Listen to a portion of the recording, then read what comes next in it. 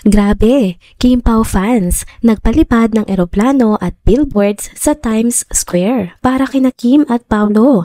Protection level 100. Paolo, sinita ang lalaking kahina-hinala sa Kim Pao Fun Run. Fans, nabahala. Tara, kwentuhan muli tayo.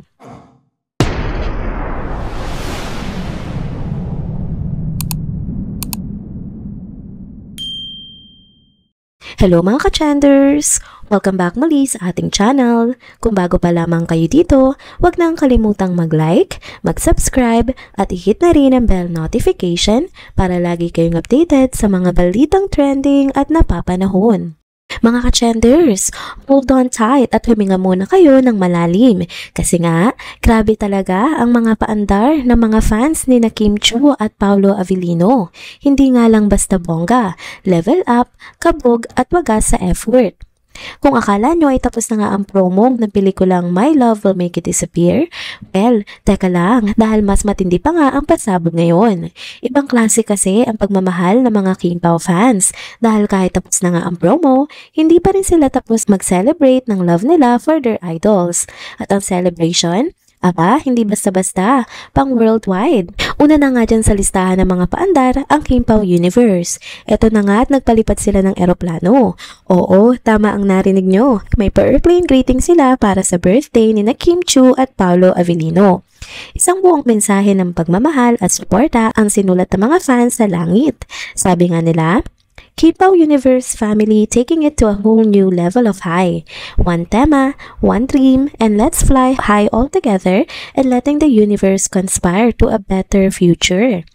Wishing our mains happiest birthday and more blessings in 2025 and years to come. Heartfelt gratitude to all our sponsors and entire Kim Pao Universe family. We are so blessed that we are given another opportunity to inspire you. Talagang literal na pinataas nila sa alapaap ang pagmamahal nila sa Kim Pao. Hindi pa nga dyan nagtatapos. Sumunod naman ang Kim Pao Night Shift na may sarili naman ding paandar. This time sa SM Mall of Asia Globe. Isang makulay at emosyonal na birthday tribute kay Paolo Avellino ang inilabas nila sa MOA. Grabe to. Sabi pa nila, quote and unquote, Happy birthday, Paolo Avellino. Even in your quiet moments, we feel the love you show in your own special way. Like a sphere, your influence is boundless, touching the lives of not just your fans, but those people who know you. You inspire us more than you know, just by being you. Dugtong pa nila, kahit si Paolo ay hindi mahilig sa bonggang bagay, gusto nilang ipakita na pareho ang suporta nila sa kanya at kay Kim. Hindi lang basta yun greetings, kundi may puso, may lalim at may effort. Kahit umuulan at magalaw ang video, tuloy pa rin kasi walang ulan o bagyo ang makakapigil sa pagmamahal nila. At syempre, ang grand finale, ang Kim Pao International. Hindi nagpahuli ang global fandom dahil nga may pa-Times Square billboard sila sa New York. O, saan ka pa? Isipin nyo, sa mismong Times Square, may electric billboard na nagpapahayag ng birthday tribute para kina Kim at Paolo. At hindi lang isang beses ha, for 15 seconds sa 57th minute of every hour for 2 days straight. Talagang love letter in lights ang tawag nila doon. Sabi nga nila, because when it comes to Kim and Pao, we don't hold back. We celebrate loud. We love big. We go global. This is our gift to you from every corner of the world, lit up in the heart of the city that never sleeps. Nakakabaliw, diba? Pang Hollywood level ang suporta.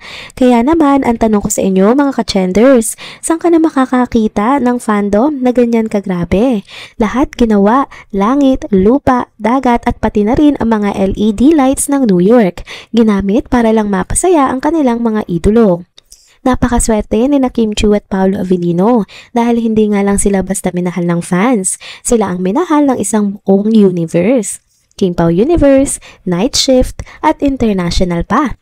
Kaya sa mga Kim Pao fans dyan, saludo kami sa inyo. Kayo ang tunay na bida sa birthday special na ito. At kung ganyan kalakas ang fandom, abay siguradong hindi pa to ang mga huling pasabog. Abangan pa nga natin ang mga susunod na paandar dahil sa Kim Pao fandom, wala talagang imposible. Next topic naman tayo mga ka-chenders. Ito na, pag-usapan naman natin ang viral na eksena mula sa huling fun run na sinalihan nga ni Kim Chiu at Paolo Avellino. Aba, hindi lang simpleng bonding or paandar ang naging highlight sa event na ito, kundi isang tensyonadong tagpo na talaga namang umagaw ng atensyon ng buong Kim Pao Nation. Sa unang tingin, parang isa lang siyang normal na araw para kay Kim at Paolo. Masaya, sporty, chill vibes lang. Pero biglang nabago nga ang ihip ng hangin nang mapansin ng marami ang isang lalaking sunod ng sunod kay Kim, kahit hindi naman siya bahagi ng official security team ng event. Oo mga ka-chenders, may isang ang misteryosong lalaki na talagang animoy dikit bantay kay Kim na para bang siya ang assigned na personal bodyguard ng aktres, kahit obvious na hindi naman. At ito na nga nagsimulang uminit nga ang eksena. Kitang-kita sa mga video na kumalat online ang obvious na pagkainis ni Paolo Avellino. Hindi siya yung tipong nagkakabit ng drama pero nung nakita niya ngang parang hindi tama ang kilos ng lalaki, hindi na siya nakatiis. Ilang beses niyang sinabihan ito na lumayo at wag masyadong dikit kay Kim pero parang wala talagang epekto. Parang baliwala sa lalaki ang mga paalala nga ni Paolo. Kaya tuloy mas lalong umingay ang usapin. Fans were alarmed, netizens got curious at ang iba pa ay napakomment na lang na grabe ang protective ni Paolo nga kay Kim. At hindi nga rin nakaligtas sa mata ng publiko ang mga litratong nag-viral pagkatapos nga ng event. Makikita mo talaga kung paano nga literal na tinuyuan ni Paolo ng harang si Kim. May ilang shots pa nga na mukhang ready si Paolo na makipagsagutan o makipagsuntukan talaga kung kinakailangan ano. Kaya naman natuwa ang mga netizens. Buti na nga daw lamang at naandoon si Paolo, sabi ng ilan. May mga nagsabi pa nga na dapat talaga lagi daw kasama ni Kim si Paolo sa mga ganitong event. Well, kilala naman natin si Kim Chiu bilang sobrang approachable at warm sa kanyang mga fans. Kaya naman hindi malayo na may mga ibang tao talaga na sumusubok makalapit. Pero hindi nga ibig sabihin ay okay lang yon. Kaya rin siguro maraming natuwa at humanga kay Paolo. Tahimik siya kadalasan, pero kapag seryoso na nga ang sitwasyon, hindi nga siya basta-basta ano. Sa totoo lang, nakakatakot din pala si Paolo kapag naiirita. Hindi naman OA, pero yung aura niya parang sinasabi na wag mo ngang gagalawin ang kanyang prinsesa. At ito pa nga, may mga netizens na nagtatawanan pa sa komento na baka daw sa next fun run, baka pati si Kuya Alan, yung kilalang security aid ni Kim at Paolo, ay sumama na rin. Kasi mukhang hindi naman pang marathon ang vibe ni Kuya Alan, pero dahil nga sa nangyari, baka mapilitan na rin siyang mag-practice ng takbo. Pero jokes aside, seryoso rin naman ang issue. Ang nakakabahalang parte rito ay kung totoo ngang hindi authorized yung lalaki at wala naman palang malino na dahilan para sundan si Kim, bakit hindi siya tumigil kahit ilang ulit na ngang pinaalalahanan? Lalo na nung sinita na siya ng AKA boyfriend, 'di ba? Hindi ba dapat doon pa lang umalis na nga siya? Kaya tuloy ngayon, tingin ng maraming fans sa kanya parang creepy stalker. Di natin siya mahusgahan din nga ng buo mga ka-chenders ano, pero pag pinapanood mo nga ang video ay may something talaga. Ang daming tanong, sino nga ba itong lalaking ito? Ano yung pakay niya? May mas malalim bang dahilan kung bakit siya dikit ng dikit kay Kim? Sa huli, ang mahalaga, safe naman si Kim at maayos ang lahat. Pero sana nga, maging leksyon ito para sa mga organizer ng events. Lalo na kung may mga celebrities na lalahok. Dapat mas mahigpit ang security at mas mapunuri sa mga taong lumalapit sa mga artista. Hindi porket public event, pwede nang kung sino-sino ang makalapit ng ganun ka-personal. At syempre, saludo rin tayo kay Paolo Avellino. Tahimik, pero palaban. Hindi nga lang siya heartthrob, protector din pala siya.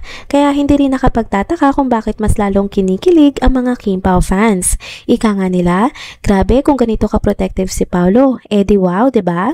Ayan na nga mga ka-chenders ha. Kayo, anong say nyo sa nangyari? Creepy nga ba talaga yung lalaki? O baka naman misunderstood lang siya? Pero nga sa panahon ngayon, hindi na natin pwedeng i-take lightly ang mga ganitong sitwasyon, lalo na kung seguridad ng isang artista o kahit ng isa pang regular na individual ang nakataya, di ba?